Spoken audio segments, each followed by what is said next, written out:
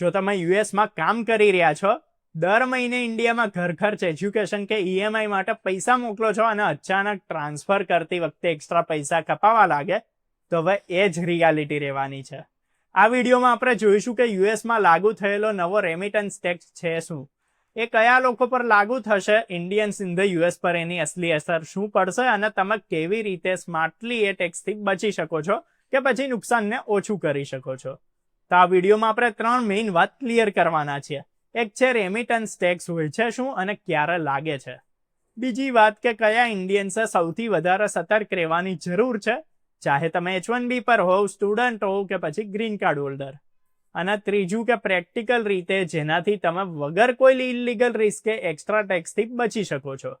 તો સૌથી પહેલા સમજીએ રેમિટન્સ ટેક્સનો બેઝિક કોન્સેપ્ટ. તો યુએસ ગવર્મેન્ટ એક નવો પર્સન્ટ એક્સરસાઇઝ ટેક્સ લાગુ કર્યો છે, જે 1 જાન્યુઆરી 2026 થી ઇફેક્ટિવ થઈ ગયો છે. આ ટેક્સ દરેક ઇન્ટરનેશનલ મની ટ્રાન્સફર પર નહીં લાગે, પણ ખાલી એ રેમિટન્સીસ પર લાગશે કે જે કેશ, મની ઓર્ડર, કેશિયસ ચેક કે પછી એ જ પ્રકારના ફિઝિકલ પેમેન્ટ ઇન્સ્ટ્રુમેન્ટ્સથી કરવામાં આવ્યા હોય. એટલે જો તમે ફિઝિકલી કેશ આપીને કે એવા ઇન્સ્ટ્રુમેન્ટ્સ થ્રુ પૈસા મોકલો છો, તે અમાઉન્ટનો 1% ટેક્સ જે છે એ કપાશે.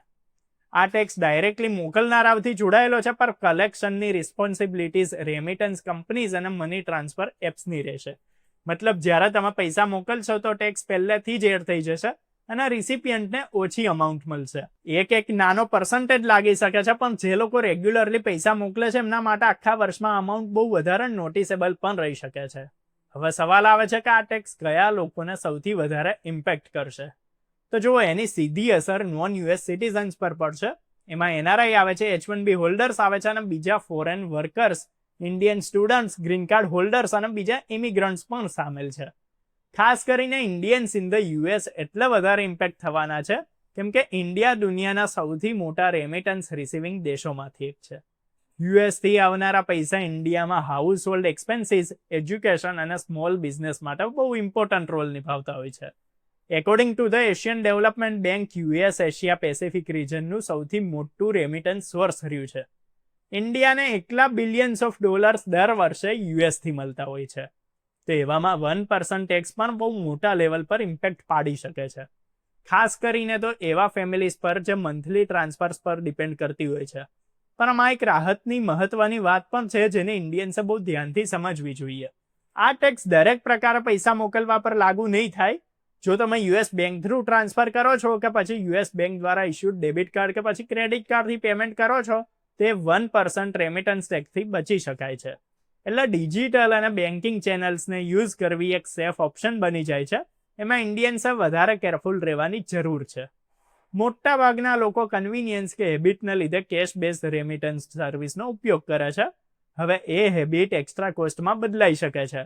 એટલે મની મોકલતા પહેલા એ જરૂરથી ચેક કરી લેવું કે તમે કયા મોડથી ટ્રાન્સફર કરી રહ્યા છો અને એ ટેક્સ એપ્લિકેબલ કેટેગરીમાં આવે છે કે નહીં.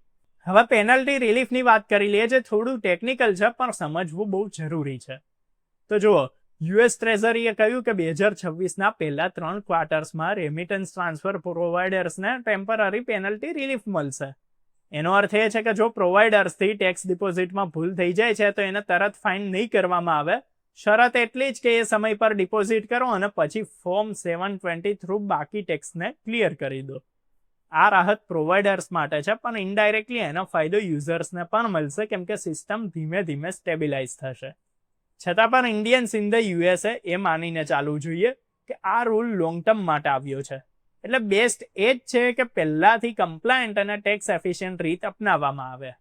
US bank transfers, debit cards અને ક્રેડિટ કાર્ડ સેવા ઓપ્શન્સ હવે ખાલી કન્વિનિયન્સ નહીં પણ કોસ્ટ સેવિંગ ટૂલ્સ પણ બની ગયા છે. આખી સિચ્યુએશનથી તમને શું ટેક હવે મળવો જોઈએ એ પણ આપણે ક્લિયર કરી લઈએ. તો પહેલું કે દરેક રેમિટન્સ હવે ઓટોમેટિક નથી, મોડ મેટર કરશે. બીજું કે જો તમે રેગ્યુલર પૈસા મોકલો છો તો તમારી ટ્રાન્સફર પેટર્નને રિવ્યૂ કરવી જરૂરી છે. અને ત્રીજું કે કોઈ પણ હ્યુમર કે પેનિક કેશ બેઝ શોર્ટકટ્સ લેવાને બદલે પ્રોપર બેન્કિંગ ચેનલને પસંદ કરવું વધારે સેફ અને ઇકોનોમિકલ છે. અંતે એ સમજવું પણ બહુ જરૂરી થઈ જાય છે કે પોલિસી ઇલીગલ રેમિટન્સ પર નહીં પણ લીગલ પણ ફિઝિકલ પેમેન્ટ મોડ્સ પર એક્સ્ટ્રા કોસ્ટ નાખે છે. જો તમે ઇન્ફોર્મ છો અને સાચી રીત પસંદ કરો છો તો આ 1% એક્સ્ટ્રા ટેક્સની ઇમ્પેક્ટ બહુ ઘણી હદ સુધી અવોઇડ કરી શકાય છે. ઇન્ડિયન્સ ઇન ધ યુએસ માટે સમય અવેરનેસ વધારવાનો છે, પેનિક કરવાનો નહીં. તો જો આ વિડીયો પસંદ આવ્યો તો લાઇક કરો, જેને કામ લાગે એમ હોય એને શેર કરો, અને આવા જ વિડીયોઝ જોતા રહેવા ફોલો કરો, સબસ્ક્રાઇબ કરો અર્બન ગુજરાતી.